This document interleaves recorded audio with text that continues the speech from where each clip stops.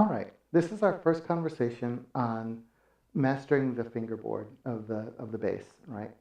This is going to be very, very, very rudimentary, but it's the building block for how we're going to approach the bass, right? So I'm going to cover some topics that we're going to be expounding on as we go through all of the lessons, right? And I'm going to do examples on 4-string, 5-string, sometimes even a 6-string bass. And I'll have accompanying chord diagrams. So even if you know this and you're kind of interested, just bear with me because I'm interested in what your thoughts are in terms of how the navigation goes. And bear in mind, it's a system, right? It's a little bit unconventional, but part of it is to get people used to playing across the entire neck, right? Effortlessly, without thinking about it, particularly if they have a chart in front of them, all right? So what we're going to do is we're going to discuss two roadmaps. Two. One I call the upper roadmap because the notes go higher, and the other I call the lower roadmap because the notes go lower, right? Now, the major scale, do, re, mi, fa, sol, la, ti, do, is really a 7-note scale with an octave on top, right? And we're going to number those 1, 2, 3, 4, 5, 6, 7, and then 1. It starts over again. For the sake of these conversations, for the longest time, we're going to pretend that the 7 doesn't exist, and we're only going to count to 6, right? This is a conversation on expanding our knowledge of the fingerboard, and we will get to the 7, I promise you. So let's discuss the upper roadmap in terms of how I want you to play the notes. The first thing that you have to do is kind of reimagine the way that your fretboard looks, right? So this bass has dots on the 3rd fret, the 5th fret, the 7th fret, the 9th fret, and the 12th fret. In order for this to work, we have to pretend in our mind that there is a dot on every other fret.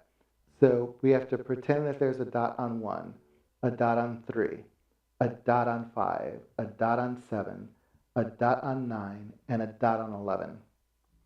This double dot represents this bridge, this nut right here, and we're going to pretend that that's a space, right?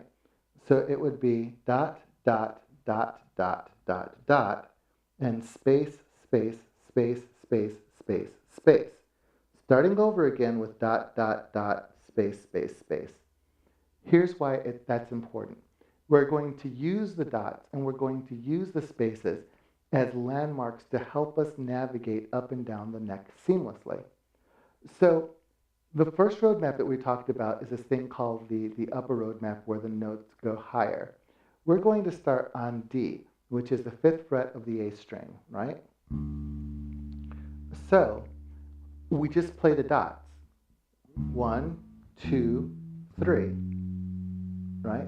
That's all we're looking at. We know where our 1 is. We locate the 1, right? In this case, it's D.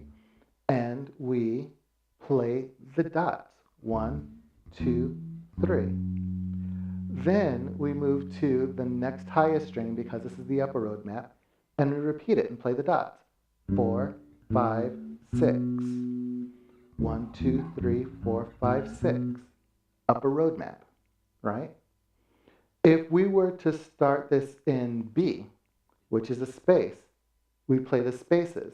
1, 2, 3, 4, 5, 6. Do, re, mi, fa, sol, la, right? So that's what makes these roadmaps really easy, right? So don't so much worry about what they are, whether they're major, whether they're minor. I promise you we'll get to them. What I want you to concentrate on right now is just being able to play 1, 2, 3, 4, 5, 6. And we're going to do that again in the upper, using the upper roadmap starting from the D, which is the 5th fret of the A string. 1, 2, 3, 4, 5, 6. So what you may want to do as you practice this is just do different numbers. Like you can do 1 5 1 5, 5 5 1 1 5 5. You've heard Scott talk about 2-5-1s or 6-2-5-1s. You can do the same thing in the key of D, right? Here's your D, there's your 6. 6 2 5 1, right? If you play blues, you might want to do a 1-4-5. 1 4 5 4 1. And that's basically what I spend the first part of my lesson doing. Um, I pick a couple of songs and I chart them out, and I just have them play those, play the numbers. And of course, I give them the numbers. And later on in this, I'll teach you how to take a chord chart and make the numbers yourself, right? We're going to take this from the very beginning, assuming that you know nothing about playing the bass, all the way up to being able to mix modes with arpeggios, with pentatonics without even thinking about it, all right? So let's talk about the lower road map. We talked about the upper road map where things go higher. Now we're going to talk about the lower road map. I call it the lower road map because the notes go lower. We're going to use the same 1, 2, 3. 1, 2, 3. But our 4 is shifted back. 4, 5, 6. 1, 2, 3, 4, 5, 6. Okay, so take a look at the diagram, and you can see the shift that I'm talking about when I'm talking about the 4, 5, 6 on the lower road map, right? So let's do some of those same things. Let's play 1, 5 on the lower road map.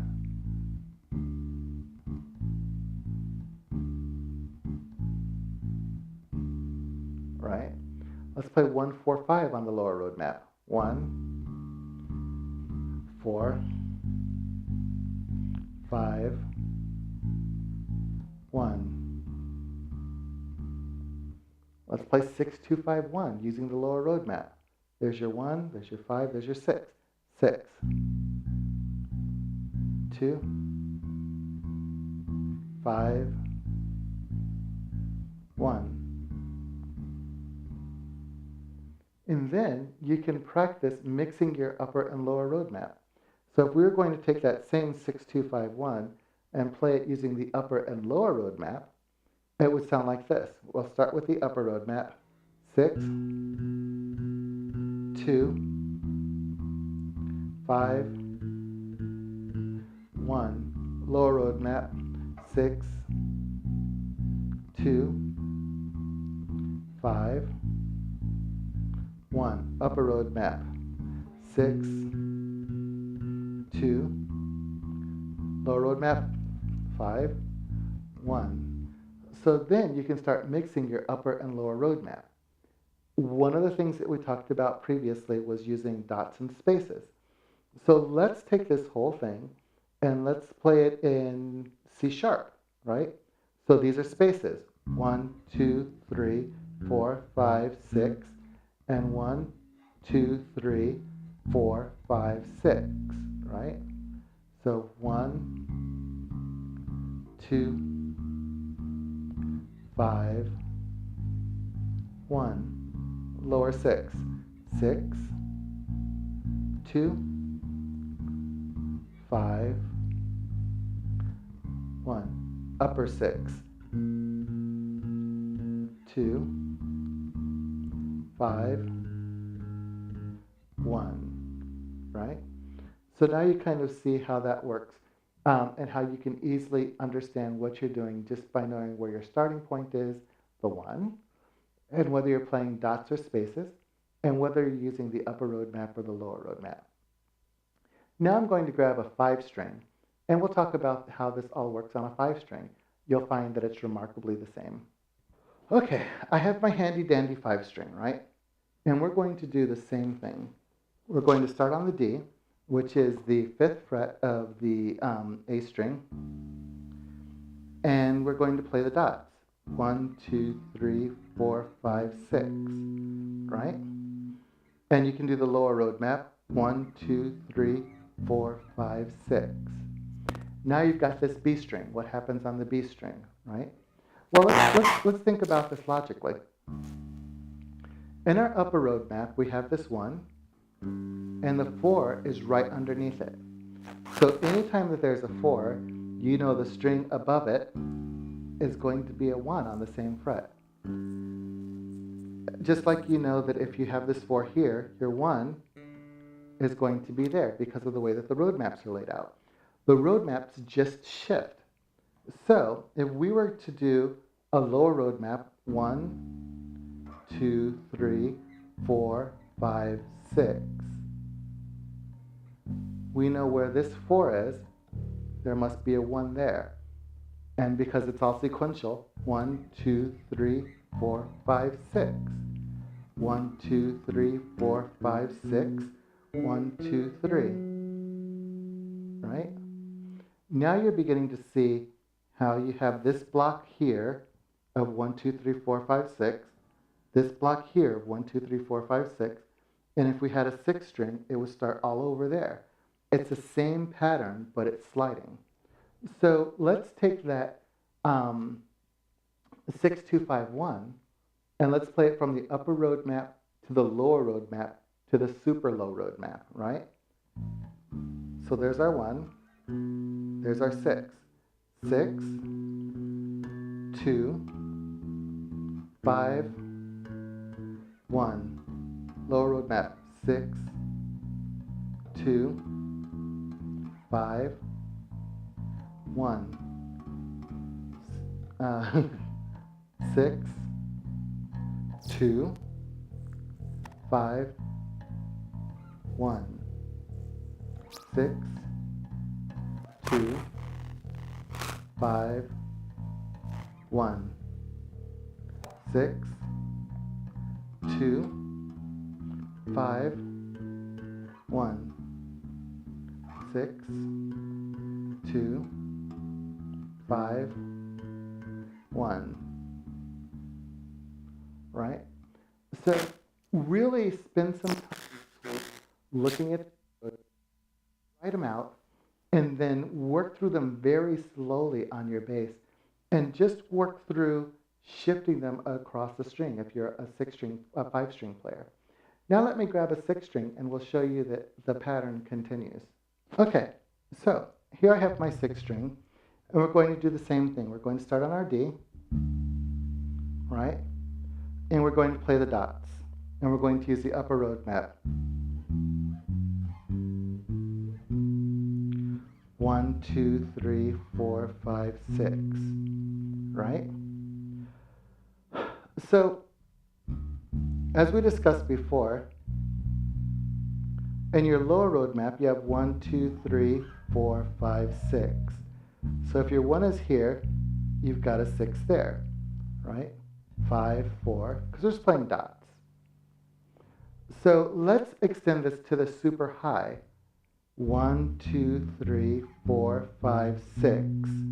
If this is your 6, there's your 1. 1, 2, 3, 4, 5, 6. So now we can go 1, 2, 6, 5, 4, 3, 2, 1, 6, 5, 4, 3, 2, 1, 6, 5, 4, 3, 2, 1. So now we have 3 octaves that we can use using this roadmap. 1, 2, 3, 4, 5, 6, 1, 2, 3, 4, 5, 6, 1, 2, 3, 4, 5, 6. So now, instead of just being in this one space trying to work everything out, just applying root notes, we can go from here to here. 1, 2, 3, 4, 5, 6, 1, 2, 3, 4, 5, 6, 1, 2, 3, 4, 5, 6. That easy, right?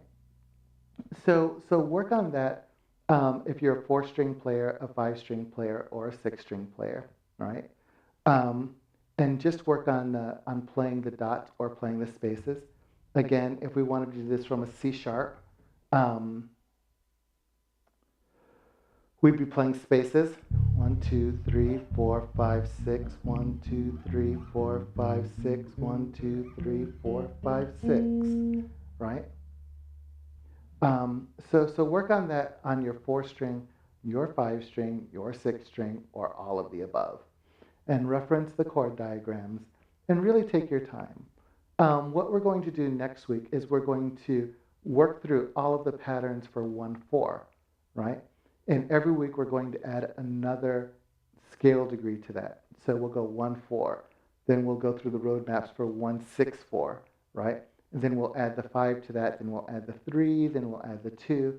And then once we have all of our 1, 2, 3, 4, 5, 6 roadmaps down in terms of being able to navigate them seamlessly across the fingerboard, um, then we'll start extending it this way and that way, and um, then it really becomes fun.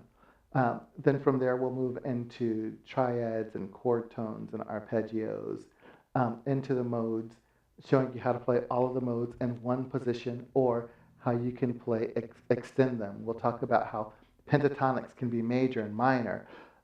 Once you're done with this method, I hope it will all really make sense and it'll make this all seem really logical. All right? Cool. So work on this. Shoot me any questions if you have any. Post them right here in this lesson area.